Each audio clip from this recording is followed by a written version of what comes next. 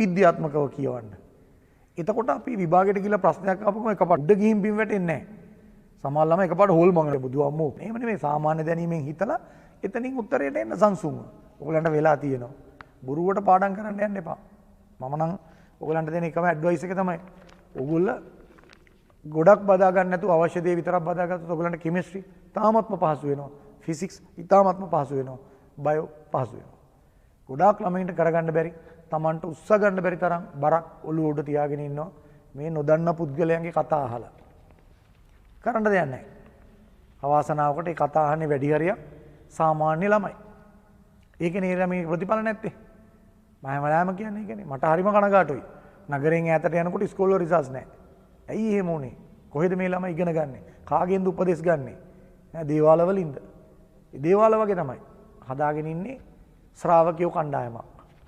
ඒ කණ්ඩායම අපි අහන්නේ කෝ එහෙම හදුවනම් කෝ රිසල්ට්ස් අපිට පෙන්වන්නකෝ ඈ උදේ ඉඳන් රැය වෙනකන් ඉගෙන ගත්ත ළමයි ඉන්නේ ඉස්කෝල වල බලන්න එක ළමයි පාස් වෙන්නේ නැහැ මේවට අපිට උත්තර දෙන්න කියන කාට හරි ඈ හොඳට පාස් වෙච්ච ළමයි සියුම් අධ්‍යයනය කළා බලන්න කිසිම ඇඟට බරක් නැතුව පාස් වෙච්ච ළමයි ඈ ඔයගොල්ලන්ගේ අක්කලෙන් අයිලාන ගිය සැරේ අසාර්ථක වෙච්ච ළමයි උදේ ඉඳන් රැය වෙනකන් වැඩ කරපු ළමයි රැයත් වැඩ කරපු ළමයි රැයටත් පන්ති ගියපු ළමයි පාන්දරත් පන්ති ගියා බානක MCQ 12යි 18යි දැන් ඇවිල්ලා 9න් 8ට.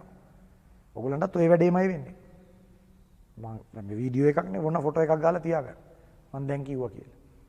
ඈ වැඩියෙන් නිදි මරුවට වැඩියෙන් පන්ති ගියාට වැඩියෙන් ටියුට් එකතු කරගත්තට විභාගේ පාස් වෙනවා නම් රිසල්ට්ස් අනිත් පැත්තට යන්න ඕනේ.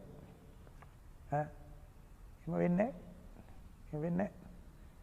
උදේ ඉඳන් රැය වෙනකම් පන්ති තියෙන දිස්ත්‍රික්කවල බලන්නකෝ ප්‍රතිඵල.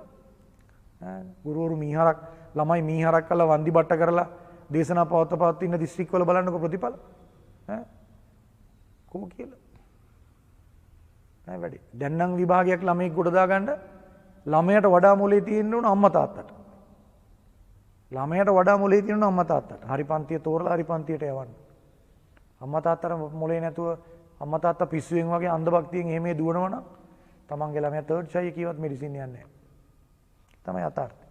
හින්ද ටිකක් ඕවා ඔයලා කියන ඒවා අහලා බලන්න මාත් ඔය දෙයට කියනවනේ. ඇයි ඒ අපරාධය? නැත්තම් 9S ගත්ත ළමයි නූරෙලි දිස්ත්‍රික්කයේ ස්කෝල්ලක් ඉන්නවා. කුරුණෑගලත් ඉන්නවා. ගම්පහත් ඉන්නවා. සමහර ස්කෝල 9S ළමයි මාතලෙත් ඉන්නවා. 35 40 ස්කෝලේ හිටියා 9S ළමයි. ඊටත් වැඩි. වාන්න ඔයගොල්ලන්ගේ බැච් එකේ 9S කීයක් හිටියද කියලා අක්කලා බැච් එකේ. ඊට පස්සේ මොකද උනේ? උසස් පිළිවෙලට උනේ ඒ තුන නෙමෙයි. ඒකයි B2. සමහර ස්කෝල බෙස් රිසල්ට් B2යි C1යි. B1යි C2යි. B1යි S1යි. ඒකත් බයෝ B. ඒ කියන්නේ මොකද්ද? ඒ නමේ ළමයි.